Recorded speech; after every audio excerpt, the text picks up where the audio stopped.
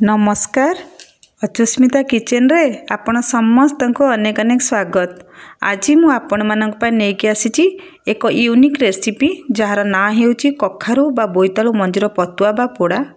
यह बनैबा बहुत सहज आ खाइबा पे बहुत भल लगी थाए।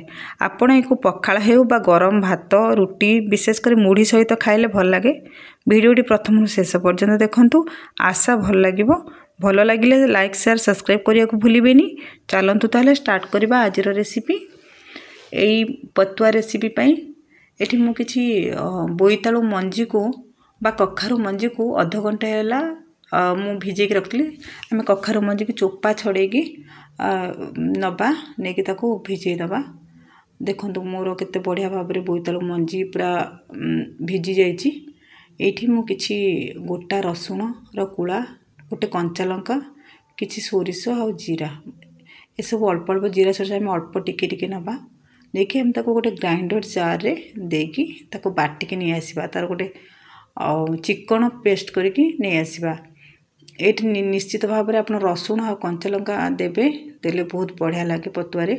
एबे देखंतु बाटिकी नहीं आसी हमरो, देखंतु हमरो से पेस्ट केते बढ़िया भाव में हमरो स्मूथ बा पूरा चिकन है कि बाटिकी हम नहीं आसी। एको आमे साइड रे रखि दबा। एबे हम देखिबा आ कोन कोन दरकार एथि पई। मोटे छोट छोट गोटे आलू को काटी के आनीची, गोटे छोट साइज रे पियाज को मध्य काटी के आनीची, दुईटी लंका को मतलब मझी को चिरिकी गोटा थिबो किंतु मझिरो टिके चिरिकी आनीची। आ किछि गोटा रसुण कंचा लंका बिल्कुल भी स्किप करबेनी, एटा बहुत बढ़िया लागे पतुआरे। तापरे एठी आमे गोटे करेई बसेबा गैस रे। हाँ, ये आ गोटे कथा कहूँ, आम जो करेई बसेबा ना कौन मोटा पात्र रे आम को बनैबा, कहीं जेकोसी पोड़ा आइटम कला बेले आलुमिनियम पात्र हो नहले कौन मोटा पात्र न कले से तलू लगी जाए आम पतुआ बा पोड़ा भल हुए। तापर आ गोटे जिनस आम जो पतुआ तैयारी करवा ना आम सोरिष तेल रे व्यवहार करवा, कहीं सोरिष तेल रे एटा व्यवहार कले बहुत बढ़िया लगे, पतुआर टेस्ट बहुत बढ़िया बढ़ी जाए। तापर आम जो काटिके रखी ना आलू से आम तेल रे दे दबा। तेल आम गरम हो जाइला। एबे आम से लुण दबा स्वाद अनुसार, आपन परिवार हिसाब रे आपन लुण देबे आ अल्प टिके हळदी गुंड ताको देके आम ताको टिके मिसई दबा आलू सांगरे देके आम ताको किछि समय पई आम ताको घोड़ेकी टिके सिझेइबा, जेमति कि 20% हमरो आलू सिझे जिवो। एबे हम देखंतु 2 मिनिट हो जाइछि, मु घोड़ा कलिके आपन को देखौछि। देखंतु एमती आमे ताको पूरा लाल लाल करके भाजवा दरकार नहीं, कहीं आमे आमरो देला बेले आउरी सिझिबो। आमरो जो बोईतालु मंजीर दबा ना पेस्टटा सेटा आउरी बढ़िया से सिझिबो। एठी आमे जो काटिके रखिथिले पियाज आ दुईटी कंचा लंका को दे दबा। ए सब हमको भाजीबा दरकार नहीं, पियाज आ लंका को तार कंचा थिले ना तार बासना बहुत बढ़िया आसे। तापरे आमे बाटिकी रखिथिबा सबु बोईतालु मंजीर पेस्ट को ये दे दबा। देके आम से पानी टिके दबा, धोईके आमर जार लगिथिला सेटा को दे दबा। आम तापर आम ताको एपट सेपट करके देखिबा आमर केतिकी पानी लागिबो देखिके आम दबा। तापर आम ताको भल भाव में गोले नबा, सब आलू आ सब जिनस जमी भल भाव में मिसी जाए। तापर देखंतु हमको लागुची ना एटा आउ टिके हमको पानी लागिबो, कहीं एटा हमको सीम रे हमको एटा टिके टाइम लगे बसिया पे, एटा धीरे धीरे हुए। तेणु हमको पानी टिके देले कौन कि बोईतालु मंजीटा भल से फिटी पारिबो, तार फुटिले ना तार बास्ना बहुत बढ़िया आसीबो। एबे देखंतु एतिकी ही पानी देबे, बेसी आ अधिका पानी देबेनी, कहीं हमको एटा सुखा सुखा करबार अछि।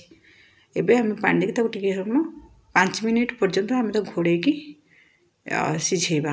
देखंतु 5 मिनिट हेची। एठी आम आंच को लो टू मीडियम रे रखिबा प्रथम रु, कहीं एटा हो धीरे धीरे। देखंतु एठी मोर 5 मिनिट पर मु आपन को देखौछि। देखंतु हमरो पानी केमती सुखिला है आसलानी, आहुरी भी पानी अच्छी हमर पूरा सुखिला हैनी। एमती आम मझिरे मझिरे कौन करवा ताको घांटुवा। आ ये जो रखी ना गोटा रसुण ये आम देदेबा। जो 50% हो ना ସେତେବେଳେ ଆମେ ରସୁଣଟାକୁ ଦେବା। ରସୁଣରେ ପ୍ରଥମ ଦେଲେ ତା ସିଝିକି ପୁରା ମିଳେଇଯିବ, ଭଲ ଲାଗିବନି। ରସୁଣର ଦାନା ଟିକେ ଟିକେ ଥିଲେ ନା ଆମକୁ ପତରେ ଖାଇବା ପାଇଁ ଭଲ ଲାଗେ। ଏମିତି ମଝିରେ ମଝିରେ ଆମେ ଘୋଡ଼ଉଥିବା ଆଉ ତାକୁ ଖୋଲିକି ଘାଣ୍ଟୁଥିବା। ଦେଖନ୍ତୁ ଆଉ 5 ମିନିଟ୍ ମୁଁ ତାକୁ ଘୋଡ଼େଇକି କଭର୍ କରିକି କରିଥିଲି। ଦେଖନ୍ତୁ ଆମର ପୁରା ଶୁଖିଲା ହେଇ ଆସିଲାଣି, ସାଇଡ଼ରୁ ଟିକେ ଟିକେ ବି ଲାଗି ଆସିଲାଣି। ଏହି ସମୟରେ ଆମେ ଆଉ ବିଲକୁଲ ବି ଘୋଡ଼ିବା ଦରକାର ନାହିଁ। ଏଠି ଆମେ କ'ଣ କରିବା, ତାକୁ ଚଲେଇବା ବାରମ୍ବାର, ଯେମିତିକି ଆମେ ପତ୍ର ପୋଡ଼ା କରନ୍ତି ନା, ଏଇଟା ପତ୍ରରେ ପୋଡ଼ିଲେ ବହୁତ ଭଲ ଲାଗେ। ଆଉ ଚୁଲିରେ ଆମେ ତ ଆଜିକାଲି ତ ଚୁଲି ମିଳିବା ମାନେ ନିଆଁ ଆଉ ମିଳୁନି। ତ ଦେଖନ୍ତୁ ଆମେ ତାକୁ ଟିକେ ପୋଡ଼ା ଷ୍ଟାଇଲ୍ର ବା ପତ୍ର ଷ୍ଟାଇଲ୍ର କରିବା, ଯେମିତି ପତ୍ରରେ ପୋଡ଼ା ହୁଏ। ତା ତଳଟା ଆମର ପତ୍ରରେ ପୋଡ଼ିଲା ବେଳେ ତଳଟା ପୁରା ଲାଲ ହେଇଯାଇଥାଏ, ତା ଭିତରଟା ଏମିତି ଧଳା ଧଳା ଦିଶୁଥାଏ। ସେମିତି ଆମକୁ ବନେଇବାର ଅଛି, ତାର ଟେଷ୍ଟ ବି ସେମିତି ଲାଗିବ ଯେମିତି। ଦେଖନ୍ତୁ ଆମର ତଳ ପଟଟା କେମିତି ହେଇଯାଉଛି, ଉପର ପଟଟା ଏହିପରି ଭାବରେ ହେଇଗଲେ ଆମେ ଜାଣିବା ଯେ ଆମର ପତୁଆ ପୁରା ବନିଗଲାଣି। ଦେଖନ୍ତୁ ଏମିତି ହିଁ ଏତିକି ପର୍ଯ୍ୟନ୍ତ ଆମେ କରିବା, ତାକୁ ବେଶୀ ଆମେ ପୋଡ଼ିବାନି ବା ବେଶୀ ବି ଲାଲ କରିବାନି, ଏତିକି ହିଁ ଆମ ପାଇଁ ଠିକ୍ ଅଛି। ଏବେ ଆମେ ଗ୍ୟାସ୍କୁ ଲୋ ଟୁ ମିଡ଼ିୟମ୍ କରିକି ଆଉ 1 ମିନିଟ୍ ମାତ୍ର ଭାଜିବା, ବେଶୀ ଭାଜିବାନି। ଏବେ ଆମର ଦେଖନ୍ତୁ ଆମର ପତୁଆ ପୁରା ରେଡ଼ି ହେଇଗଲାଣି।